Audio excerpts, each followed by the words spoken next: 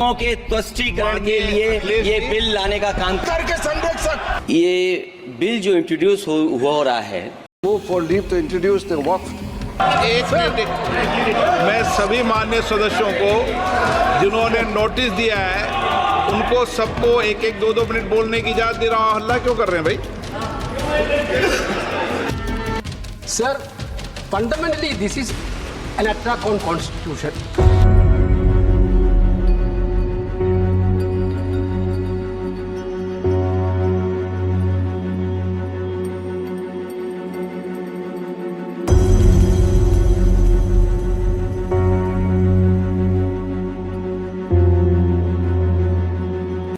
Public के जरिए, public के लिए, पब्लिक के ऊपर रूल करना ही डेमोक्रेसी है। डेमोक्रेसी के अंदर पब्लिक कुछ लोगों को चूज करती है जो उनके लिए लॉ बनाते हैं, कानून बनाते हैं। अब उन लोगों को लॉ और कानून बनाना इतना आसान नहीं होता है, क्योंकि पब्लिक पूरे इंडिया की जो है वो अलग अलग एरियाज की पब्लिक अलग अलग मेंबर्स को चूज करती है। कुछ लोग गवर्नमेंट के होते हैं और कुछ लोग अपोजिशन पार्टी के होते हैं जो गवर्नमेंट को अपोज किया करते हैं। ऐसी सिचुएशन में गवर्नमेंट किस तरीके से लॉ को बनाती है, किस तरीके से एक्ट बनाती है, आज के इस वीडियो में हम इसी पे थोड़ी चर्चा करेंगे। तो सबसे पहले हमें समझना पड़ेगा कि हमारी पार्लियामेंट कितने पार्ट्स में डिवाइड होती है और पार्लियामेंट में किस तरीके से लॉ बनता है। तो हमारी पार्लियामेंट के 3 पार्ट होते हैं। एक होती है लोकसभा, एक होती है राज्यसभा और तीसरे होते हैं पार्लियामेंट के पार्ट प्रेसिडेंट। ये तीनों मिलके हमारी इंडियन पार्लियामेंट को बनाते हैं। अब इंडियन पार्लियामेंट के अंदर गवर्नमेंट डायरेक्ट लॉ या एक्ट नहीं ले आती है। सबसे पहले गवर्नमेंट बिल लेके आती है। उस बिल को जो है राज्यसभा या लोकसभा के अंदर पास करवाना होता है, जहां से राष्ट्रपति के पास जाता है।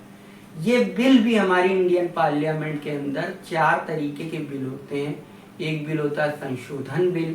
संशोधन बिल ऐसा बिल होता है आर्टिकल 368 के अकॉर्डिंग, जो भी इंडियन कॉन्स्टिट्यूशन में कोई भी संशोधन करना होता है तो उसके लिए पार्लियामेंट के पास ये अधिकार है कि वो उसमें संशोधन कर सकती है। दूसरा होता है साधारण बिल, जैसे जो है पीनल लॉ हो गया या कोई भी लॉ हो गया, उसको बनाने के लिए। तीसरा होता है धन विधेयक और चौथा होता है हमारा वित्त विधेयक। धन विधेयक ऐसे बिल को कहते हैं जिस बिल में जो है पैसों की बात होती है, और वित्त विधेयक में पैसों के साथ साथ एक्सपेंसेस की यानी खर्चों की बात भी होती है। तो ये 4 तरीके के बिल हमारी इंडियन पार्लियामेंट के अंदर आते हैं, जिसमें बहुत सारे लॉ होते हैं, कानून होते हैं, लेकिन 4 पार्ट्स में ही इन बिल्स को डिवाइड किया गया। अब गवर्नमेंट लॉ या एक्ट बनाने के लिए बिल को पार्लियामेंट के 2 चैम्बर होते हैं, 2 सदन होते हैं, एक लोकसभा एक राज्यसभा, दोनों में से कहीं से भी स्टार्ट कर सकती है। जब एक जगह पे पास हो जाएगा तो वहां से दूसरी जगह पे बिल आपका जाएगा। अब एग्जाम्पल के लिए हम ले लेते हैं कि गवर्नमेंट ने बिल जो है पास करने के लिए लोकसभा को चुना। अब लोकसभा के अंदर कोई बिल लेके आई गवर्नमेंट, और बिल लाने के बाद जो है दिया गया, वो बिल के ऊपर क्या होगा कि डिबेट होगी। अपोजिशन के लोग पूरी पार्लियामेंट के अंदर, लोकसभा के अंदर इसके ऊपर काफ़ी गहन चर्चा होगी, डिबेट होगी। जब डिबेट कंप्लीट हो जाएगी उसके बाद वोटिंग होगी। वोटिंग में अगर बिल के सपोर्ट में मेजॉरिटी वोट पड़ते हैं तो वो लोकसभा से बिल पास हो जाएगा। अब लोकसभा से बिल पास होने के बाद ये बिल पहुंचेगा राज्यसभा के अंदर, जहाँ पे मिनिस्टर्स बैठे होंगे। वो मिनिस्टर्स भी इसके ऊपर डिबेट करेंगे, सारा काम सेम होगा, वोटिंग होगी। अगर मेजॉरिटी जो है साथ देती है तो वो बिल वहां से भी पास हो जाएगा।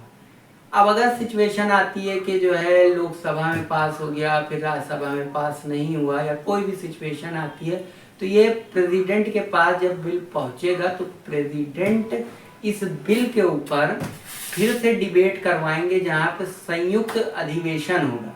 संयुक्त अधिवेशन के अंदर होता ये है कि दोनों सदन राज्यसभा और लोकसभा यानी कि सांसद, एमएलए लोग और मिनिस्टर सारे लोग साथ में आके बैठते हैं और वहाँ पे इसके ऊपर जो है वोटिंग होती है, डिबेट होती है, सारा काम होता है और वहाँ से जो फाइनल डिसीजन होता है वो लिया जाता है। जब फाइनल डिसीजन हो जाता है उसके बाद ये बिल जो है फिर राष्ट्रपति के पास यानी कि प्रेसिडेंट के पास पहुँचता है और प्रेसिडेंट इस बिल के ऊपर अब साइन कर देते हैं।